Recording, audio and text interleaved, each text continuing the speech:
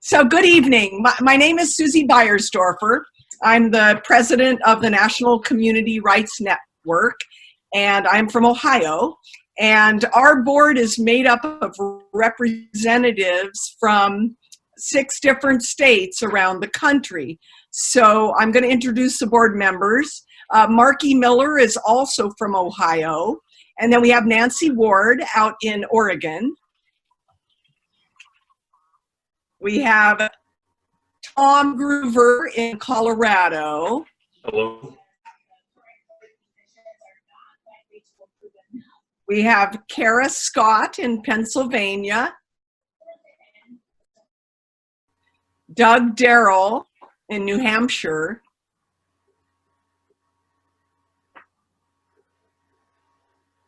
And Heidi Bertud in Virginia.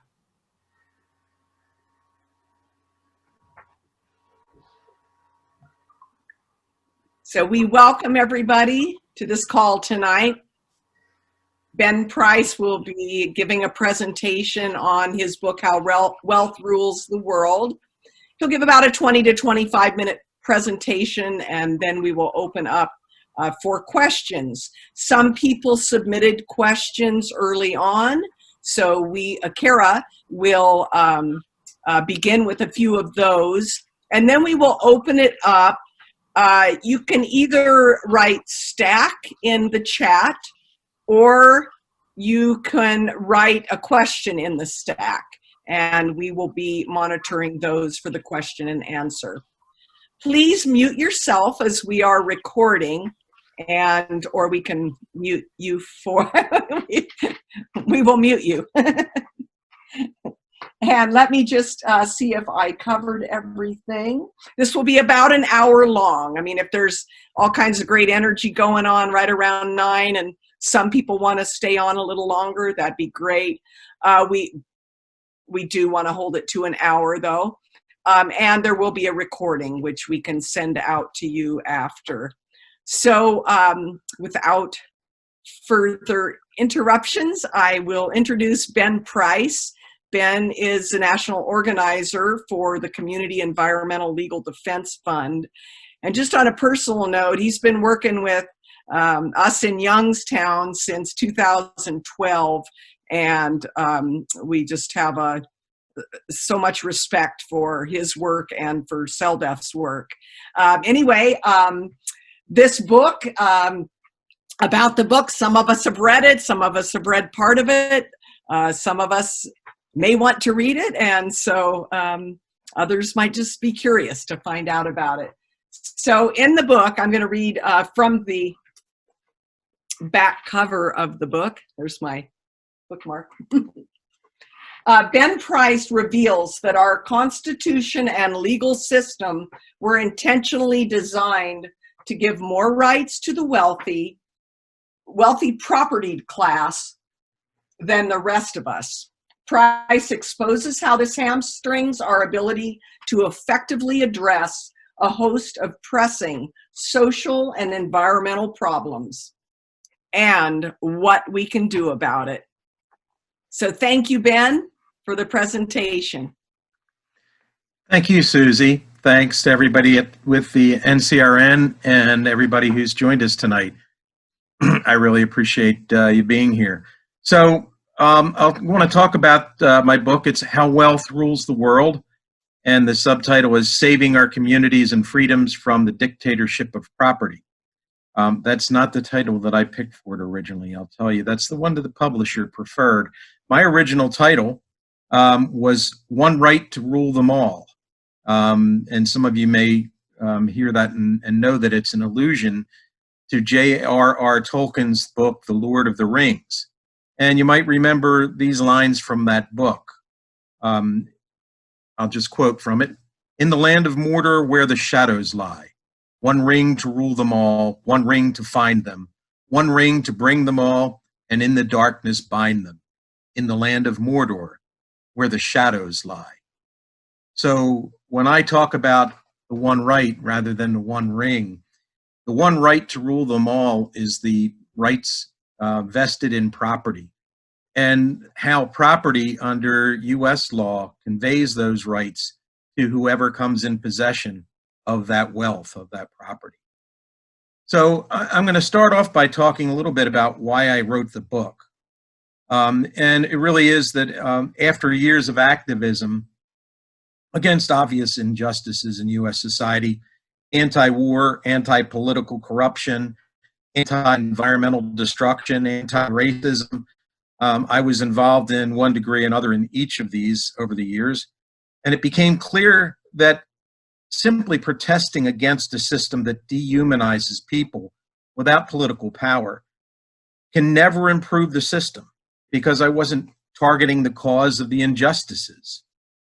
And then I had to ask myself, without a very satisfying answer at the ready, what is the cause of persistent social injustice? The word greed always came to mind. But what does that mean?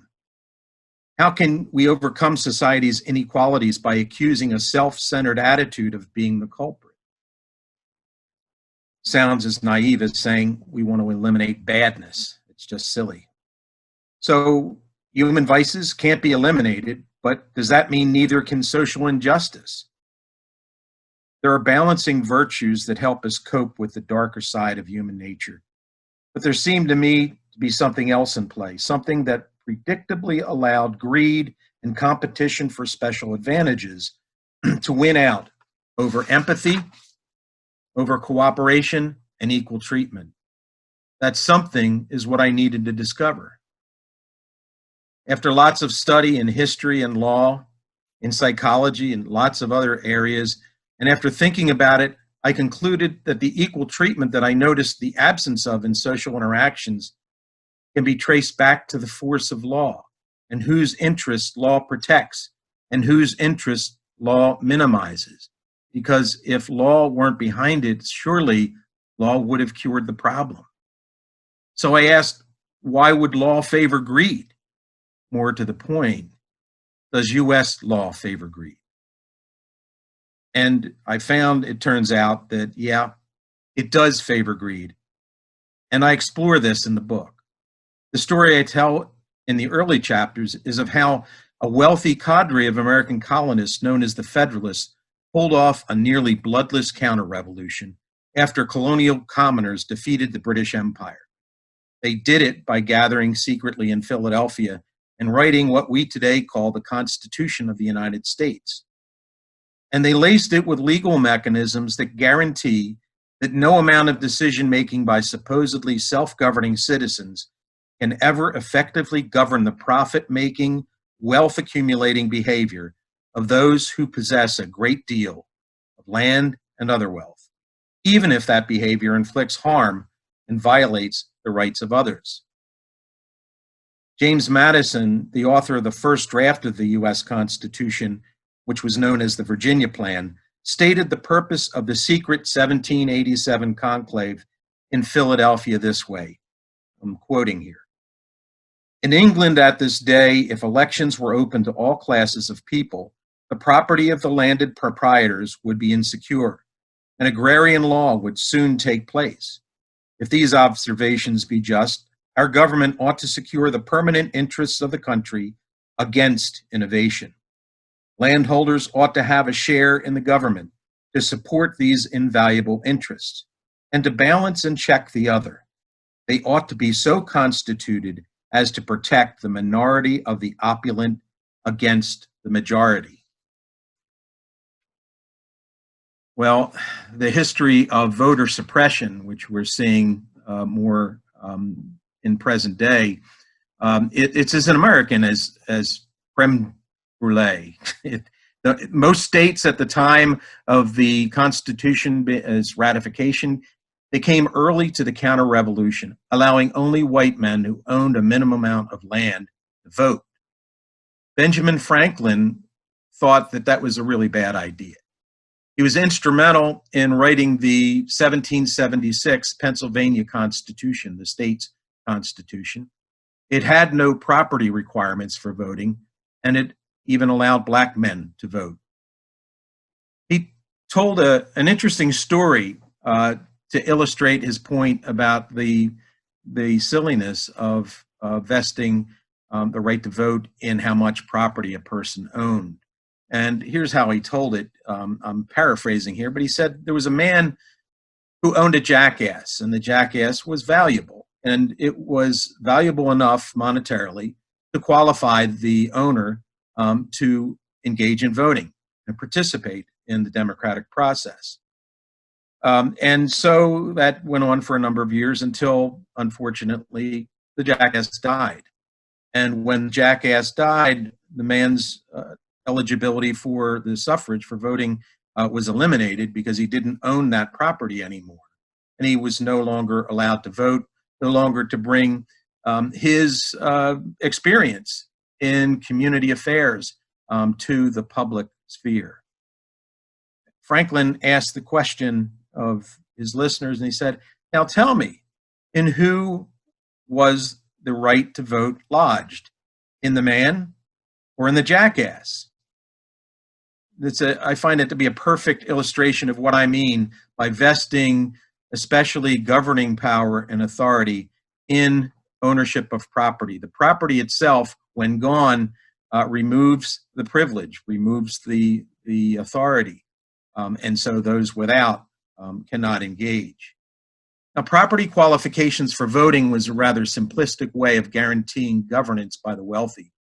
But after the revolution, against the British hierarchical rule, that is, men without property thought they had a right to participate civically. Under pressure from the grassroots, one state after another gradually dropped the property qualification for voting, that is, for white men only, in all but a couple of states. Until in the mid-1840s, the last of the states finally achieved so-called universal manhood suffrage. That's, of course, universal white manhood suffrage. And they did so by eliminating the land qualification. But it took a civil war in that tiny state of Rhode Island. That was the last state to hold on to the property qualification. And there was actually a civil war that proceeded in order to change the state constitution. But back in 1787, the Federalists had already inserted other private laws into the public constitution that immunized wealth and its accumulation against popular governance. The Commerce Clause, that's Article 1, Section 6, Paragraph 3 of the Constitution, took from local and state governments the authority to govern or regulate business behavior that crosses state lines. And so the interstate commerce is none of the business to regulate or govern for states and local governments according to this federal constitution. The Fugitive Labor Clause in Article 4, Section 2, Paragraph 3 guaranteed that the property rights of slave owners and creditors are superior to the human rights of slaves and debtors. Ownership of other humans was outlawed by the 13th Amendment in 1865, but ownership of the future work of prisoners and debtors was not abolished. And as we know, the obligation of young scholars to work off their student loans was, in recent years, made legally binding and excluded from bankruptcy protections. The Contracts Clause, that's in Article 1, Section 8, Paragraph 17, laid the groundwork for binding every U.S. citizen contractually to uphold the Bill of Rights protections bestowed on corporations without legal precedent or direction from the representatives of the people by the Supreme Court. This contractual obligation was imposed on the people by the court when it decided in the Dartmouth case of 1819 that corporate charters are not actually licenses to do business issued in the name of the people by the state, but that charters would be from that day forward contracts to which the incorporators seeking incorporation and the states in the name of the people issuing the charter would be legally bound. The Supreme Court, under Federalist Chief Justice John Marshall, and with creative legal help from Associate Justice Joseph Story, went even further with the Dartmouth decision. They declared without justification that municipal corporations, that's municipalities like cities and towns, boroughs, they have no such contract with the state, and that the people living in municipal jurisdictions lack the self-governing autonomy that business corporations and their directors enjoy. And these days, those corporations are virtually sovereign realms of self-determination. But not so municipalities. And that comes to us following the Dartmouth decision of 1819. There's a lot more to the story of how Federalist counter-revolutionaries overturned the imperfectly democratic achievements of the American Revolution. The groundwork they laid in the reactionary U.S. Constitution accounts for the strong whiff of fascism emanating from every branch and agency of government. The U.S. Constitution's shielding of property and commerce against democratic lawmaking explains why communities seeking protection of the law against the siting of toxic industries find that the law, instead, protects the depositing of poisons in our air, water, and soil against community lawmaking. It explains the legality of the violation of the rights of women, workers, minorities, and immigrants when their rights interfere with the constitutionally and legally protected privileges of property and wealth. But wait a minute. Sure, the rich Federalists were looking out for their personal interest when they conspired to illegally overturn that first U.S. Constitution, the Articles of Confederation. But why was greed elevated so high? Why was property made the vessel for conveying the power to govern to the owners of great wealth? Part of the answer can be found in the words of the Federalists recorded by James Madison at the Philadelphia Conclave of 1787. Only 33 of the 66 delegates stayed to put their names to the proposed Constitution. Those who did were of one mind in preferring establishment of a monarchy. But they knew the common people who fought the revolution wouldn't stand for it. And so the innovative notion of storing governing power in property itself, such as in corporations or slaves, would hide the truth that an aristocracy of the privileged wealthy class was being constitutionalized. There are clues that another issue of keen interest to Federalists figured into the ploy. The Anti-Federalist, representing the majority of post-revolutionary Americans, spoke openly of the fear that the proposed federal constitution would lay the groundwork for imperialist expansion of the 13 states, with an eye towards creating a continent-spanning empire. Hard to believe, isn't it? Article 4, Section 3, paragraphs 1 and 2 deal with creation of new states, as well as making rules pertaining to territories and property claimed by the United States. My book lays out all that I've been talking about in some detail. Along with this historical and legal background, I connect the dots to the present condition and the work of the community rights and the rights of nature movement. What does the Dartmouth case and Dillon's rule have to do with the battle to stop frack injection wells in Grant Township, Indiana County, Pennsylvania, or anywhere else for that matter? What does the Supreme Court's application of free speech rights and due process of law protections to corporations have to do with the Ohio court's overturning of the Lake Erie Bill of Rights, LIBOR, along with overturning the votes of 61% of the voters who made it law? The same challenges face every community in our nation. When we try to create outcomes that protect the interests and the values, the rights of the people in our communities where we live, where all the living and breathing happens, when we try to protect those places, including our natural environments, we run up against the same problems, the same roadblocks, and they're sewn into the DNA, the Constitution and laws, and the court decisions of the United States of America. I'm going to wrap up here, and I'm going to just say that I want to begin where I started.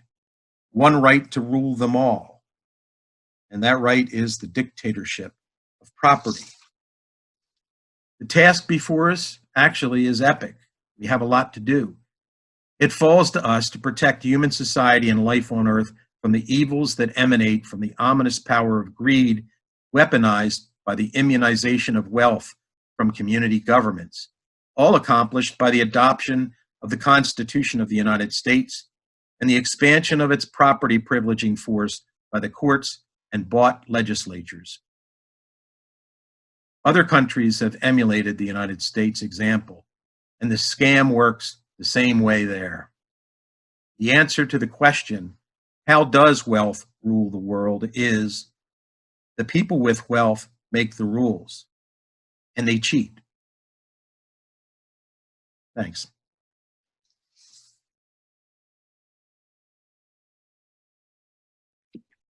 Almost forgot to unmute. And that was fantastic. It really was. I'm looking for questions. I'm going to take some of the questions that were pre-submitted, and I'll be checking the chat box to see if anybody else has anything in there. I do see one currently. So the first question that came in, how would redefining what wealth means help with transforming our society for the betterment of all? Well, that's an interesting question, and I guess it would really depend on how we did redefine wealth. I can see maybe a positive step would be to define wealth as the things that sustain life, and the beauty and the enjoyment of the living world around us. If those things were counted as the wealth that we all share, in what here in Pennsylvania where I am, they call it a commonwealth. The problem being that just redefining what wealth means, or saying that we live in a commonwealth, does not guarantee that the rights of all will be equally upheld and protected by the law. It's not so much definition as it is execution. It's about certainly defining terms correctly, and certainly not pretending that the right to own as much as you can possibly own supersedes the rights of everyone else and the planet. We do really need to do some redefining in those categories. And the next question, I am interested in the difference between public and private law. Okay, so just to be clear, I'm not an attorney. I just play one on Zoom shows. The fact is that the terms are defined in your general run-of-the-mill legal dictionary, but private laws are laws that pertain between individuals or groups of people. For instance, a contract. Contract is in the category of private law, and a contract, in theory, can't be interfered with by the community. We can't vote to change a contract between two parties that we're not a party to as a community. Corporate law is in the realm of private law as well, which is why it is out of the reach of our decision-making as democratically active citizens. Public law is that law that is in the human sphere. It's where the community, the state, the nation can come together. They can make decisions either through the representatives or through the ballot, and make decisions on those topics. The problem that I've identified in my book is that private law, contracts, commerce, property, those areas of private law have been insinuated into the Constitution, which is supposed to be the most public of all laws. And what it in effect does is it puts the interest of wealth, commerce, and money beyond the governing decisions of the people, of the community, the state, the local government, or the nation. All right. So I'm going to pull one from the chat from Kimberly Holmquist. Was it 1906 when corporations were made persons, given the same rights by SCOTUS? No, actually, it's been in any number of years, but beginning in 1886 with the Santa Clara case, the U.S. Supreme Court, without actually hearing arguments, they didn't actually consider any pros and cons about doing it. There was a statement added to a decision on taxing corporations at a different rate than individuals. And after the court had ruled simply on the taxation questions, a note was added that said that the court did not want to hear arguments about whether or not corporations enjoyed the protections of the 14th Amendment, that guaranteed that there would be equal protection of the law for freed slaves and for all individuals. That they applied to corporations, claiming that the 14th Amendment's use of the term persons, that applied to corporations as well. That was 1886. Corporations got one constitutional amendment, the 14th, and arguably the 5th as well. But in subsequent years after year after year, the courts applied another Bill of Rights protection, and then another, to corporations, so that now corporate property, pieces of paper, they can't enjoy anything with pieces of paper, but they are protected legally by most of the same rights as supposedly individuals are by the Bill of Rights. So this friend of ours asks, could you review the history and the meaning of the Dartmouth College Charter and also the first regulatory agency? That is going to take us some time to go through all of that. I'd mentioned it in my talk here, the Dartmouth case. It was a case in which the outcome was whether or not, the question was whether or not a state can change the charter of a corporation, an existing corporation. Whether a state that, and states in the United States issue charters, in other words, they create corporations by creating a charter, a piece of paper, a law. And the question before the court was, can the state, since it created the corporation, also alter the corporation, what its purpose is, or even dissolve it, take away its charter? And in 1819, led by Federalist Chief Justice Marshall, the decision was that no, states can't alter or get rid of charters unless that language allowing them to do so is in the charter. And not only that, but corporations, their charters are not grants of privilege from the people through their state, through their representatives. No longer were they grants of privilege as they had been throughout history up to that point. No, corporate charters were now contracts between the state and the people who asked for the charter of incorporation. And that meant that as a contract, no one could interfere that was not party to the contract, and neither party could act unilaterally to change the terms of the contract, essentially making private corporations mini sovereignties on an equal footing legally with the state that created them. As for the regulatory agency, that's a story that I think I'll hold off on. Maybe happy to talk with folks and respond to questions in email and other ways. All right. Well, that sums it up pretty well. And the next question. Do you have any further development of the concept of privileged property since you've written the book? I have, and there are things that certainly couldn't fit into the book as well. I mean, the purpose of the book was to, in a kind of a not an exhaustive way, introduce folks to the way that our current system of law prevents us from engaging in the democratic process and protecting the rights of our communities, our families, and of the natural world. And the tools used under American law, that of creating rights that are vested in property, in other words, in what I refer to as privileged property in the book. There are lots of types of privileged property that have been invented legally. Intellectual property rights, the idea that you can own an idea or an image or any intangible item. There are countless ways. There are, of course, we've heard about carbon trading and so forth.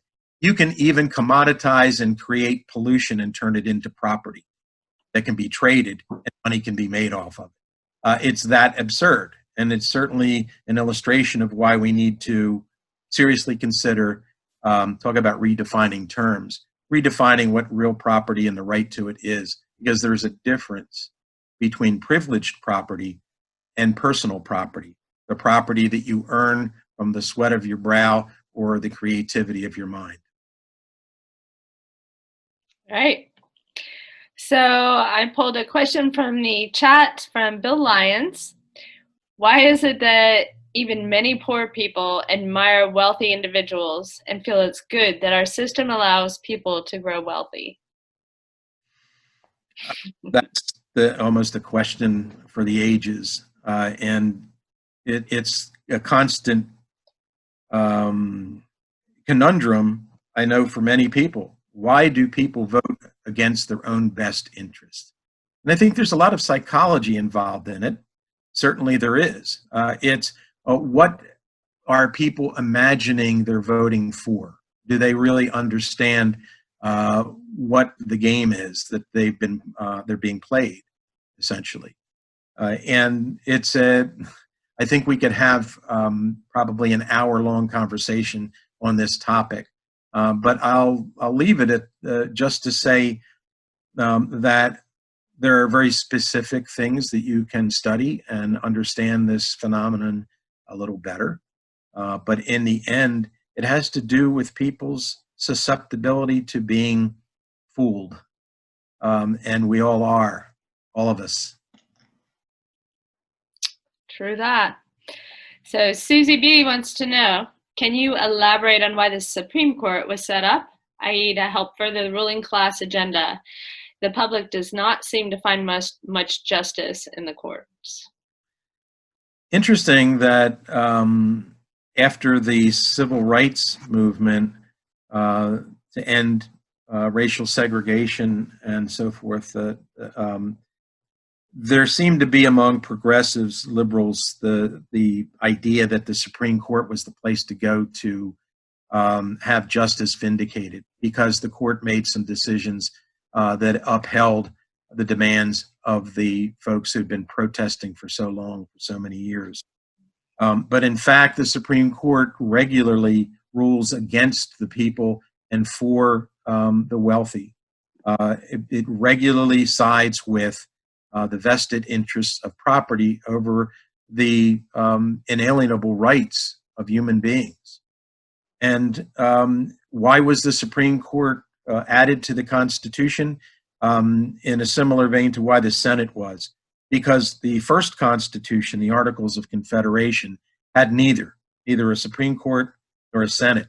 It had what we call today the House of Representatives. It was just called the Congress then. And it was the people elected to represent the people who were allowed to vote at the time. It was much more democratic than what we have now. The Senate was put in place in order to guarantee that the landed gentry would be able to veto decisions made by representatives of the lesser folks in terms of wealth. The Supreme Court gave itself, in the Mayberry versus Madison decision, gave itself the authority to rule that legislation passed by the House and Senate was unconstitutional. In other words, the power to veto anything enacted by representatives of the people, however undemocratic those bodies might be.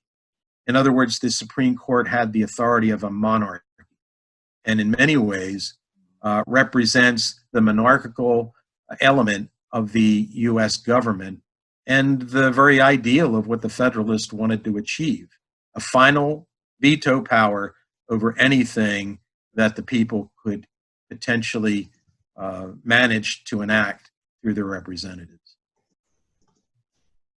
That's a good answer. A few more questions over here. How does anti-racism and radical inclusion play a part in social change in challenging corporatocracy?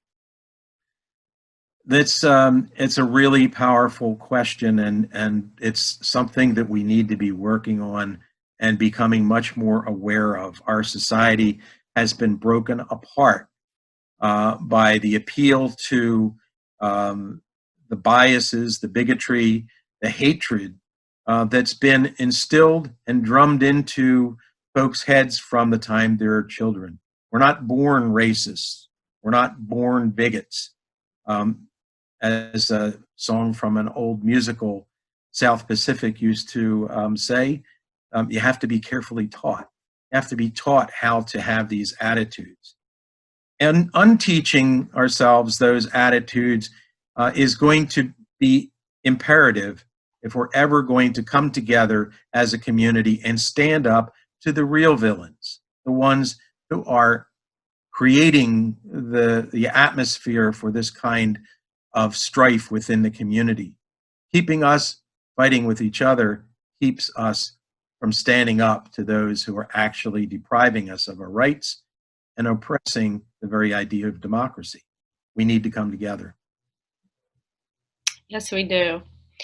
And speaking of coming together, Michelle Holman has a question. CELDEF co-sponsored the People's Movement Assembly this past weekend. What is that alliance about? Do you see this as a way forward in that joint effort? Well, the question for us is, how do we build a movement? And it's my belief that organizations, individuals, are not a movement. It's about people coming together, sometimes with some variances and a kind of a spectrum of ideas, but all with the same direction, the same intent, and the same outcomes in mind. And so working with the folks with Move to Amend and others that were co-sponsoring that event was about reaching out and testing the waters and saying, perhaps there are things that we can work on in a cooperative way. Perhaps there's a way to begin to build the solidarity that so far has been lacking and perhaps accounts for not finding the wings that we need to lift a movement off the ground. All right. And from Bill Lyons again, have you studied how wealth is viewed differently or has lesser influence in other societies? And how about indigenous societies? That's a very complex and a long answer that I could try to give, but really my readings on those questions are in anthropology often, in sociology. I think that if you were to read David Graeber's book, it's called Debt, The First 5,000 Years. He's really a sociologist, just passed away, unfortunately, some months ago. But he writes in that book about just that topic, about the different ways that wealth is seen, property particularly is seen in different cultures. And I just as a first recommendation, I'd suggest folks, right after you read my book, that you read David Graeber's book, Debt, The First 5,000 Years. It's a really good one. Excellent. So Nancy Ward has a question. Do you believe a restructuring of power in our country is possible in a lawful, peaceful manner only, or do you think stronger measures are necessary? The way, Nancy, the way you ask the question reveals a little bit of the answer. Can we change the structure in a lawful way? Well, which law shall we follow? The law that oppresses us? And if that's the law we're bound to follow, then the answer is no, we can't fix anything. If the question is about the higher law, the law of the values that we all held in common, the ones that we want to ensconce as the unalienable rights in an improved form of government, then yes, by all means, we need to work within the bounds. Essentially, and it may seem simplistic, but in some ways it's the golden rule. if we attribute to others the same rights that we want to hold for ourselves, it may be possible to frame a different future than the one we see being created, has been created already. That future is laid down for us unless a change happens. And it's been laid down using the rules and the laws that say that privileges go to those who gather the most to themselves, and everyone else be damned. All right. So John Hunter would like to know, what about Buckley versus Vallejo, and how does it fit on? How does it fit on? I understand. I think I understand the question. So, one of the things that woke folks up to the idea that corporations have, under American law, the pretense of being persons with Bill of Rights protections was the decision by the Supreme Court in 2010, the Citizens United decision. And all of a sudden, folks were up in arms. And yeah, move to amend was created. We have to amend the U.S. Constitution to make it clear that corporations aren't persons. Well, that's not what the Citizens United decision did. It simply reassured the future folks in this country that corporations are persons. That's been established since 1886. Don't ask questions about it. It's all black letter law. And not only that, but as persons, they have First Amendment free speech rights. And those free speech rights extend to how they engage, that is, corporations engage in the political process. And since corporations don't have bodies, they don't have mouths, matter of fact, they don't have brains, they're just pieces of paper, but they have Bill of Rights protections. And since they don't have the ability to speak as human beings do, we'll say that the use of money by corporations is equivalent to the use of free speech. And therefore, this is the way the corporations reasoned. I find it to be pathological that they did. But they reasoned that therefore money equals speech. So the money that they spend is equivalent to your right to say nice things or poor things about different candidates. Well, that's what the Buckley-Vallejo decision actually came before the Citizens United, and quite a bit before. No, not really. It was in the 70s.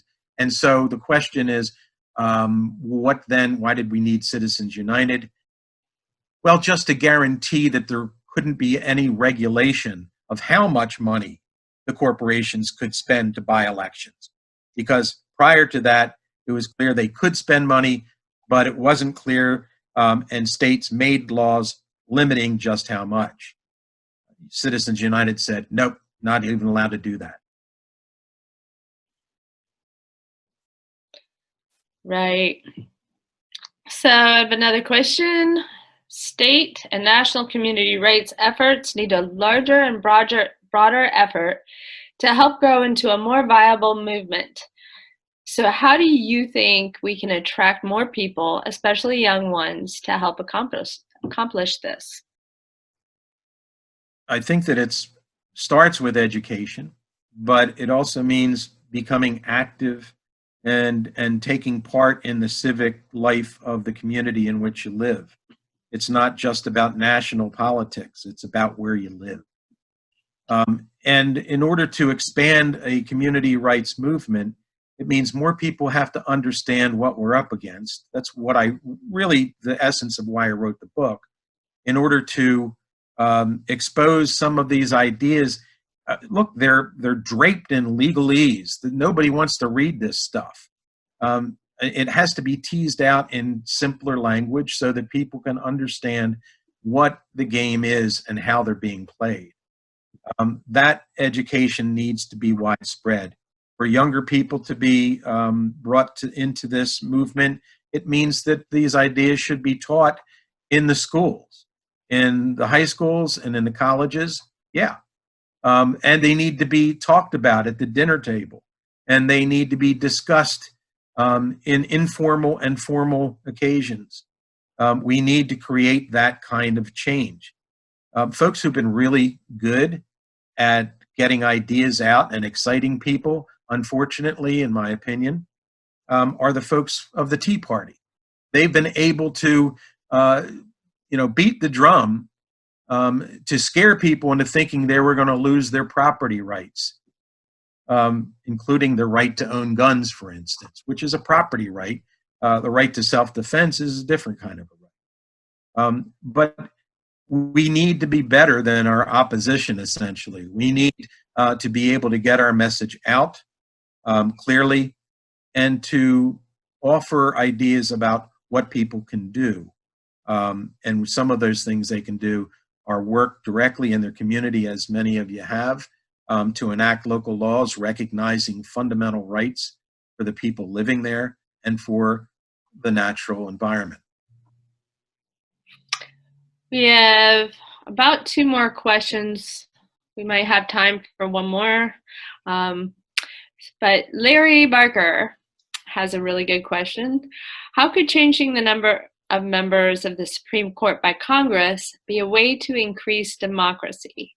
And could changing the number of the members of the Supreme Court be a way to increase the democratic power?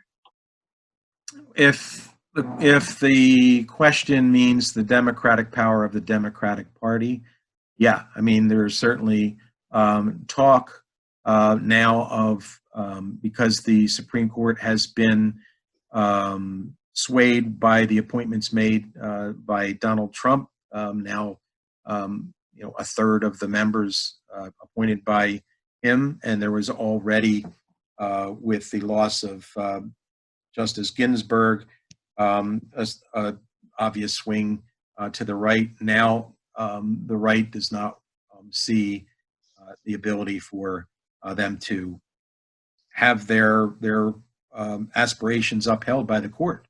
That may be the case. FDR threatened to what they called court pack when the Supreme Court of the time kept overturning his New Deal legislation.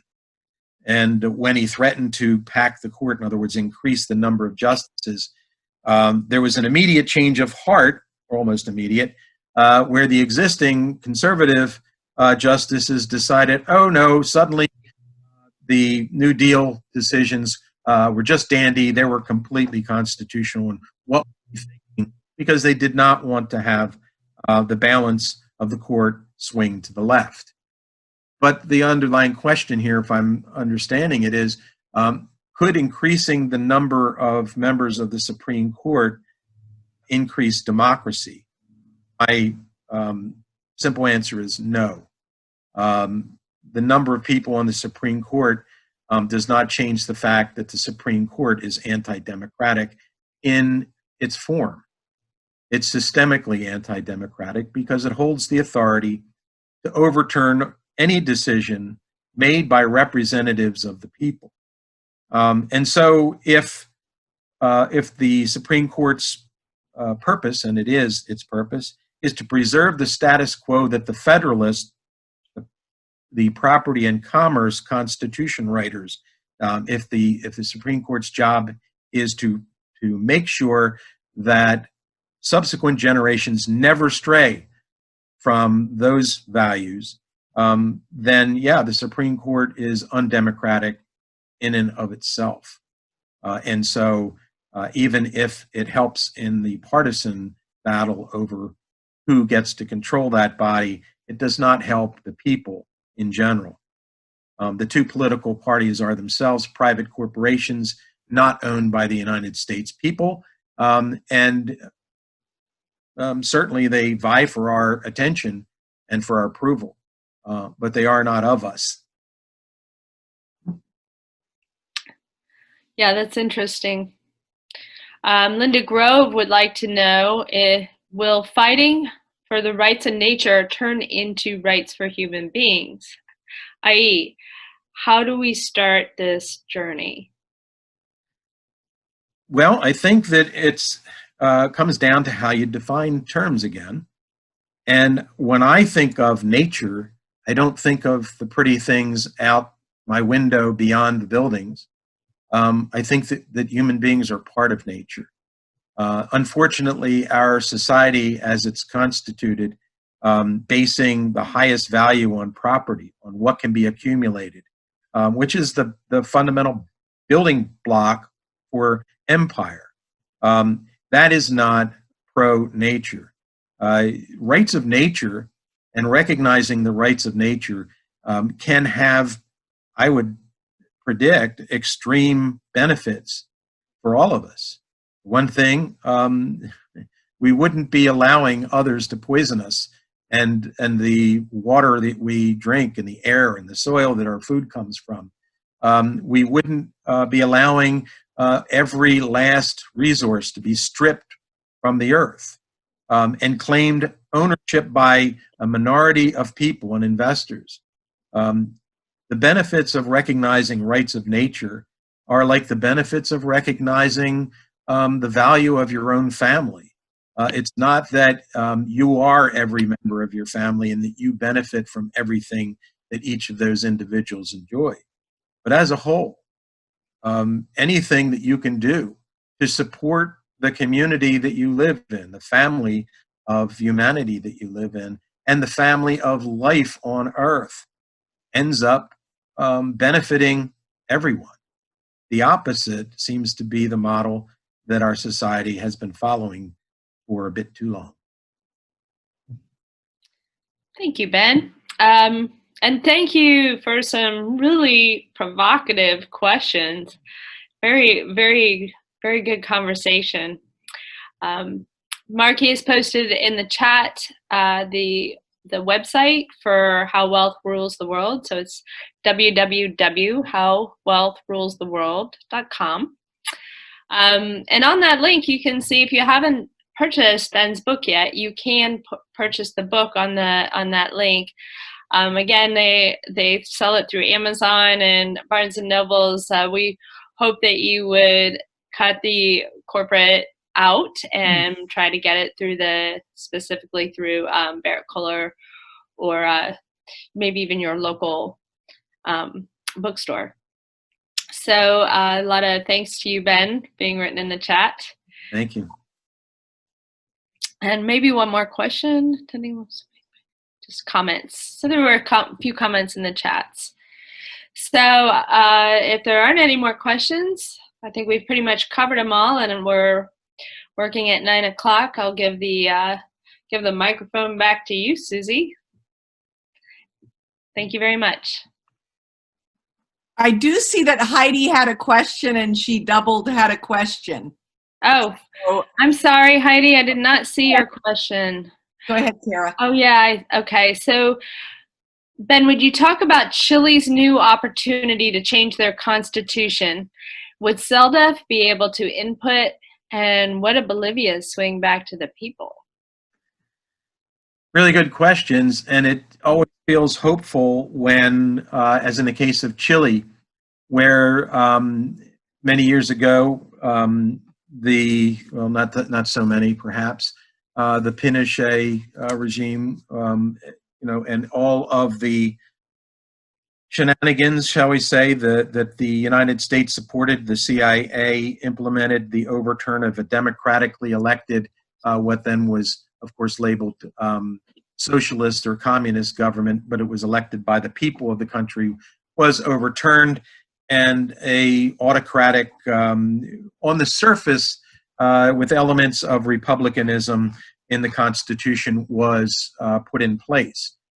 The people of Chile have just now voted overwhelmingly to get rid of that and to write a new one. And we can only hope that what they devise coming out of that will not be influenced by folks who have selfish interests in mind, but that there is a real drive for democratic processes, equality for all, and a care for the natural world.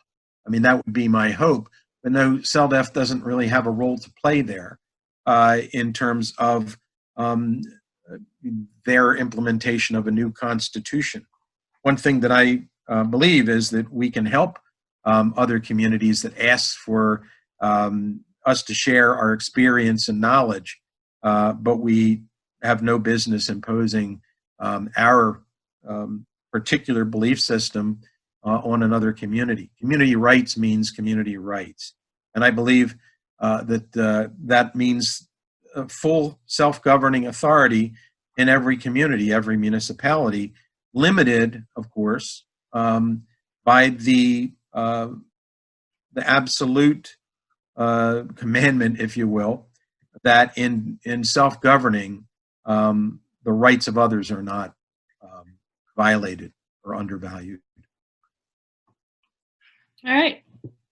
Thanks for answering that. And then once again, back to you, Susie. Oh, great. Wonderful presentation and some great questions and discussion. Thank you very much. Thank you so much, Ben. Your book's so timely, and it's spectacular in revealing the who's, what's, and why's and how's of the privileged class and the law that we've been under far longer than Citizens United and others. So thank you for everyone who attended, and let's continue to network and work for community rights, including the rights of nature of which we are all a part. So thank you very much. Thanks. Yay. Good night, everyone.